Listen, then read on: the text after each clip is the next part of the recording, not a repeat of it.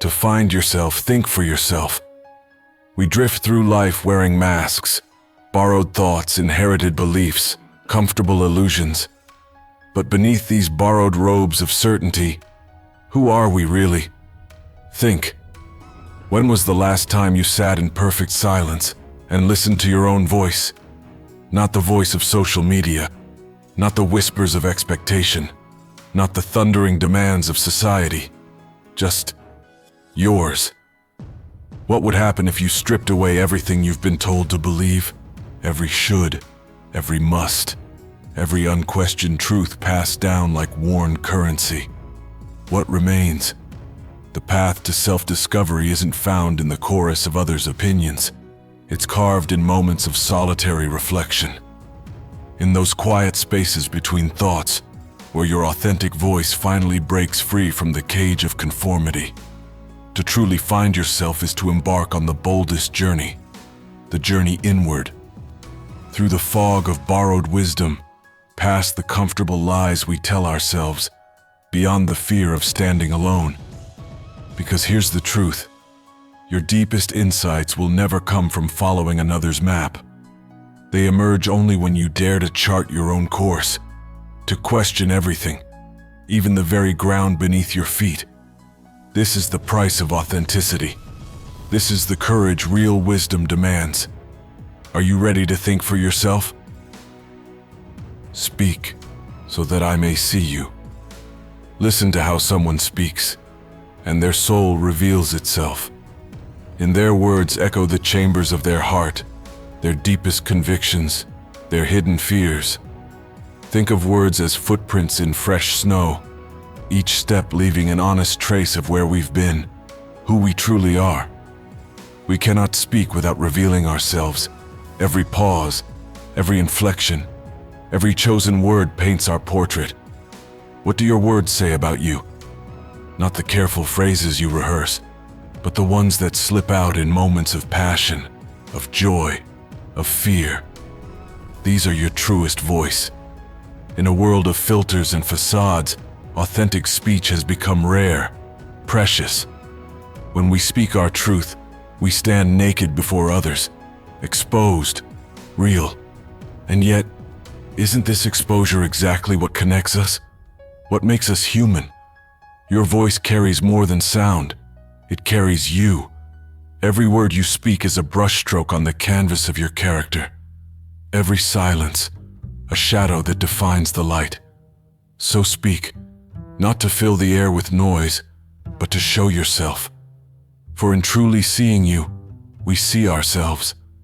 And in that recognition, that moment of genuine connection, we remember what it means to be human. The secret of change is to focus all of your energy not on fighting the old, but on building the new. Water doesn't rage against the rock, it flows around it. Nature itself teaches us this timeless truth. Every moment spent battling what's behind us is a moment stolen from creating what lies ahead. Think of the sculptor. Does she mourn the untouched marble? No. Her eyes see only what will emerge.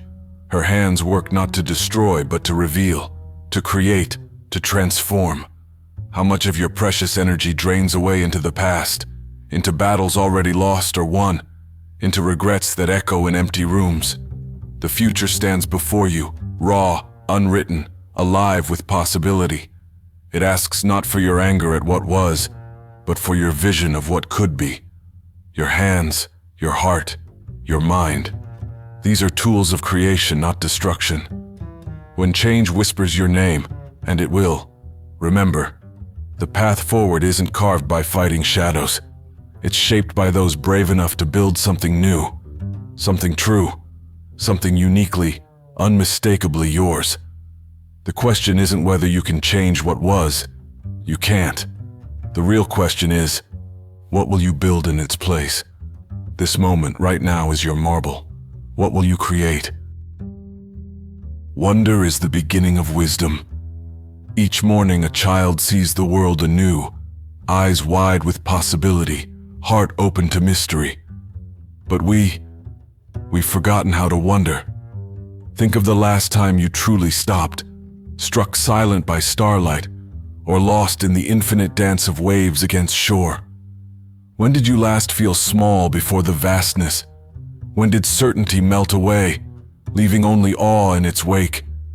We rush through life collecting facts like shields, building walls of knowledge to protect us from the unknown. But wisdom begins when we lower these defenses, when we stand humble before life's deepest mysteries, a seed breaking earth, consciousness emerging from silence, love transforming fear into courage. What if our greatest insights come not from having all the answers, but from embracing the questions? What if wisdom flows not from certainty, but from that sacred space where wonder dwells? Today, let your knowing fall away. See the world with new eyes. For in that first gasp of astonishment, in that moment when all you thought you knew dissolves into mystery, there begins the path to wisdom. Look up at the stars tonight. Let yourself be small. Let yourself wonder. Beware the barrenness of a busy life. Like autumn leaves caught in relentless winds, we scatter ourselves across endless tasks, mistaking motion for meaning. Our days overflow with noise, drowning wisdom's quiet voice. And beneath this constant dance, a desert grows. What blooms in soil that's never still? What depths can we reach when skimming life's surface? Nothing true takes root in ground that's always churning. Consider the oak, standing patient, unrushed. It doesn't spread its branches in anxious haste. It creates space. Space for life, space for growth, space for being rather than doing. How far we've wandered from such wisdom, filling every moment until our hours overflow, leaving no room for wonder.